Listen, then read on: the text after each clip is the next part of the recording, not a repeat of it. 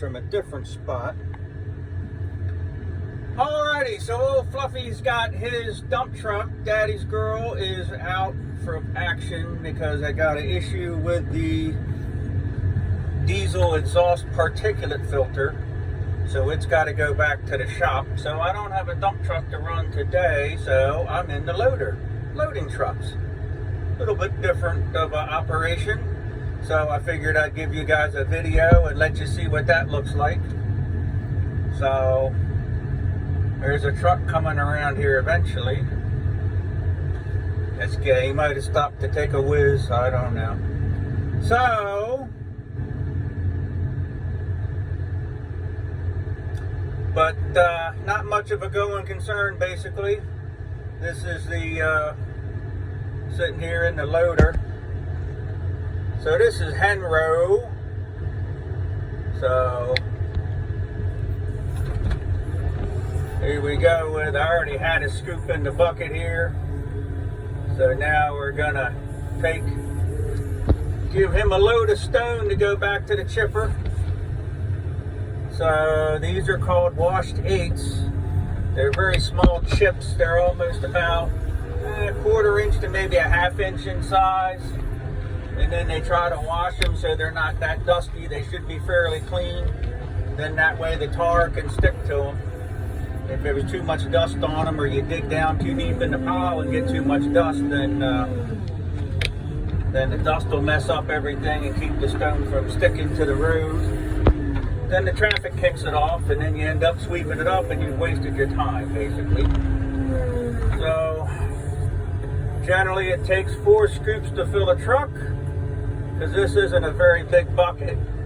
But we can't use too big of a bucket because these beds aren't that big. So if you had a bigger bucket, it would be too wide to fit in the truck, and then you'd be dumping some stone off the back anyway. So you're wasting your time. So that's why they use the littler bucket. And we take and do 4 scoops. With the bigger bucket, you could do it in 3, but you'd be spilling some off the back and putting some on the dovetail. So then every time you get loaded, you have to get out and clean off that. So as a truck driver, you appreciate not having to do that. As a loader operator, you got to do 1 more trip for each truck to load it. So it's kind of a catch-22. Somebody's having to do a little bit extra, but really, either operation isn't bad. I've already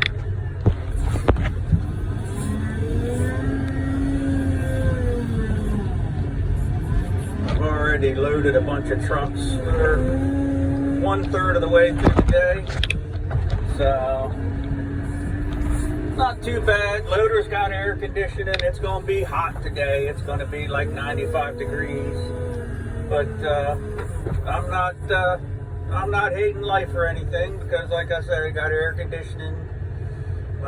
When I'm not filming with you guys, I'm listening to the radio, listening to my talk radio, and doing everything that I'd be doing in a dump truck, except not seeing the scenery and not hooking up to the chipper and backing up. So there's 1 truck. Henry's loaded. Now he's ready to go back. He's ready to go do more work. I got another one coming here. I had a good weekend this weekend. Went down my buddy JoJo's new apartment, and he's got a garage that he rents down there too, and he got him that new motorcycle. So he needed to put new tires on it, so I give him a hand with that. He's semi-mechanical, but not super mechanical. But it definitely goes a lot easier with 2 people anyway. I was quote unquote the brains of the operation, and he kind of helped me, but I was doing it / teaching him how to do it, so in the future he can maybe do it himself. It's a little bit of an art form to getting tires on and off them rims, and you got to use protectors to keep from scratching them up and all. So then once we got the tires on, then I had to, well, I didn't have to. I needed to help him adjust his suspension because from the factory or the dealership, the settings on the suspension, everything's middle of the road, and it's also set up because his bike is a 2-up bike, so it can ride a passenger on it. You got passenger seat and passenger pegs, so the suspension settings are a whole lot heavier than they need to be because in case you had a passenger on.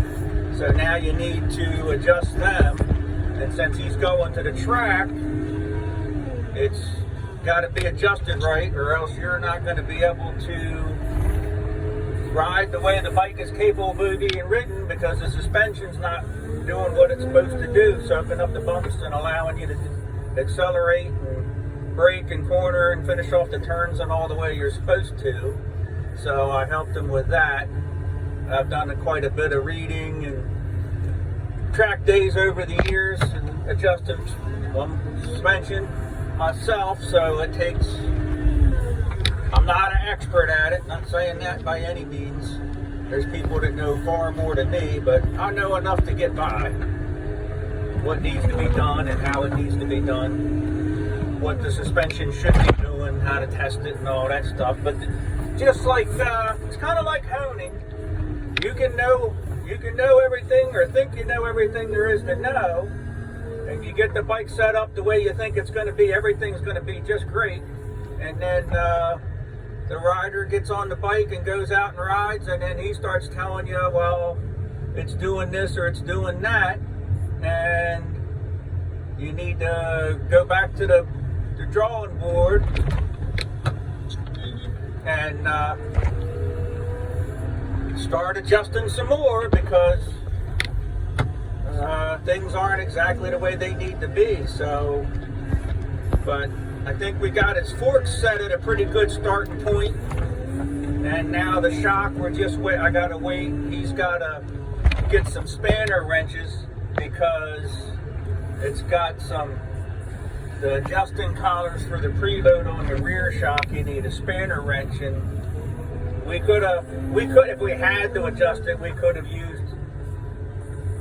have took and hammered on it with a screwdriver and a chisel, but they're aluminum, and that would have just marred them up and boogered them all up, and then they wouldn't be pretty anymore. So if it was a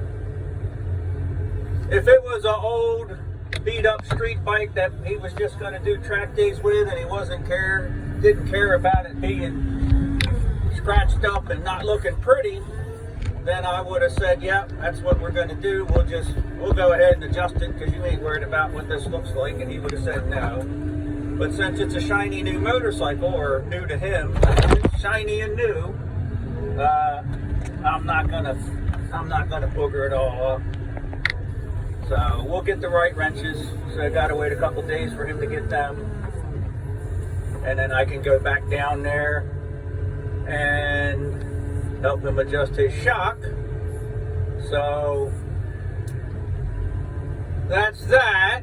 But also sometime this week, maybe today, probably maybe tomorrow or Wednesday, I'm gonna go get some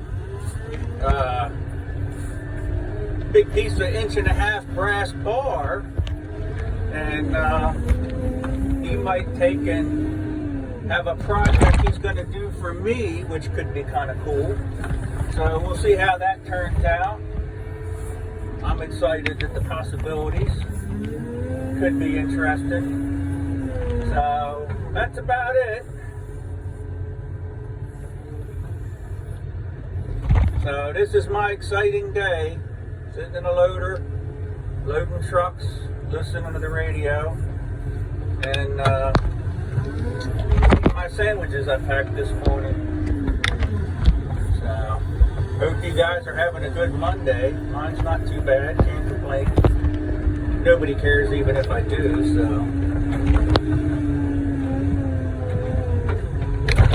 so this is what it is. Now I can give you the address to the website if y'all want to, have the excitement of doing big guy stuff like this.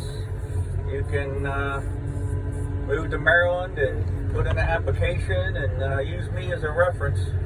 And then you too could be a big guy. Or you'll probably be happier staying where you're at.